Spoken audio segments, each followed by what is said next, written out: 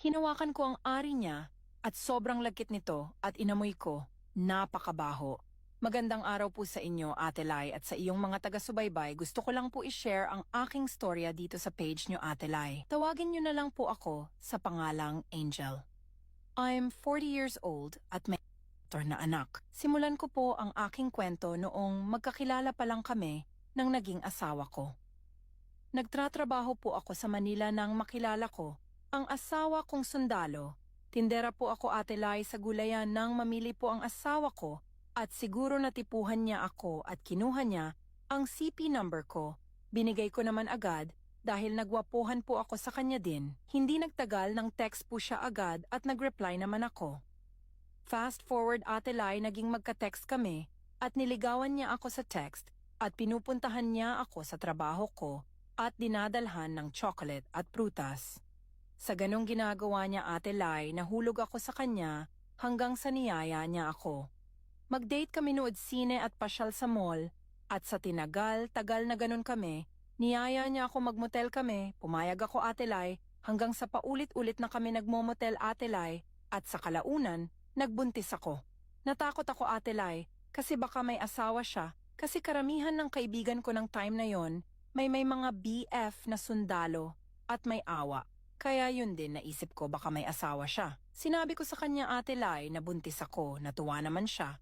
At yun, kinuha niya ako sa pinagtratrabahuan ko at dinala sa bahay nila, sa bahay ng tita niya. Medyo maldita ang tita niya, Ate Lai, pero naging mabait naman ako sa kanya kahit na maldita siya. Sinusunod ko lahat ng gusto ng tita niya, lingguhan umuuwi ang asawa ko, kinausap ako ng tita niya kung pwede daw ba ako magtrabaho sa kanya, total wala naman daw ako trabaho. Pumayag ako, Ate Lai. Ginawa akong katulong ng tita niya pero hindi ko sinabi sa asawa ko.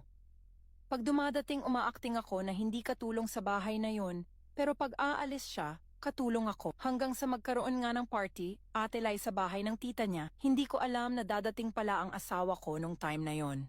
Nadatnan niya ako na madaming ginagawa, niyaya ako ng asawa ko na lumabas kami, pero hindi ako pumayag kasi madami akong ginagawa at walang ibang gagawa nun kundi ako lang, kaya hindi ako pumayag. Nagalit siya, bakit daw ayoko pumayag eh? Asawa naman niya ako. At bakit daw ako ang gumagawa ng mga bagay na yon? Kaya kinumpronta niya ang tita niya. At yun, Ate Lai, nagkasagutan sila at pati ako pinagalitan ng asawa ko. Kaya umalis kami sa bahay ng tita niya. Lumipat kami ng tinitirhan, Ate Lai, nagpunta kami sa lola niya. At doon kami tumira, mabait ang lola niya. Pero doon ko nakita ang masamang ugali ng asawa ko. Babaero pala siya, Ate Lai, nakikipag-usap siya sa babae niya sa CP. Kahit nandyan ako sa harapan niya, pag tinatanong ko siya kung sino kausap niya, sinasabihan niya ako na huwag ako makialam. Hanggang isang gabi, Ate Lai, nag-iinuman sila sa labas ng bahay ng lola niya, ng mga kaibigan niya. Hindi nagtagal nagpaalam ng mga kaibigan niya na uuwi na. Kaya inaasahan ko na papasok na din ang asawa ko sa bahay, kaya naligo ako. Pero paglabas ko ng CR, hinanap ko siya. Wala siya, Ate Lai, sa labas at sa loob ng bahay. Hinanap ko siya, pero wala akong makita. Tinanong ko kapitbahay namin kung nakita niya asawa ko. Ang sabi, nakita niya na tinutulak ang motor palabas ng highway. Tinawagan ko siya, Ate Lai. Hindi ko makontak ang CP niya. Bandang 10:00 ng gabi dumating, tinanong ko siya kung saan galing. Sagot niya, nag-respack daw sila dahil may kaaway ang tropa niya. Naniwala ako, Ate Lai, pero may kunting duda sa isip ko. Nung madaling araw, napansin ko na gusto niya ako galawin, pero duda ako sa ginawa niya, kaya bago pa man may nangyari sa amin, hinawakan ko ang ari niya, Ate Lai, at sobrang lagkit nito.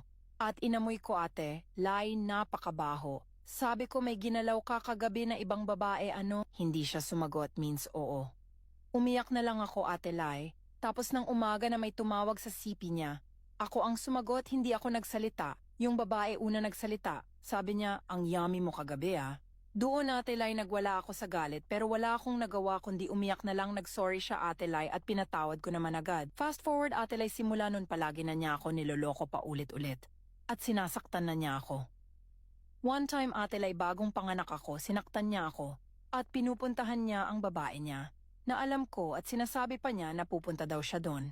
Pero kalaunan, Ate Lai, nagsawa siya sa babae niya at iniwan na niya, kaya naging okay na naman ang pagsasama namin. Hanggang sa naging 2 ang anak namin at naging 3 Bago ako nanganak sa pangatlo ate, Lai, niyaya niya ako magpakasal. Pumayag naman ako at nung unang mga taon, okay kami ate Lai. Pero hindi nagtagal, nakahanap na naman siya ng bagong babae ate Lai sa ibang lugar na destino kasi siya sa malayong lugar. Minsan umuwi siya.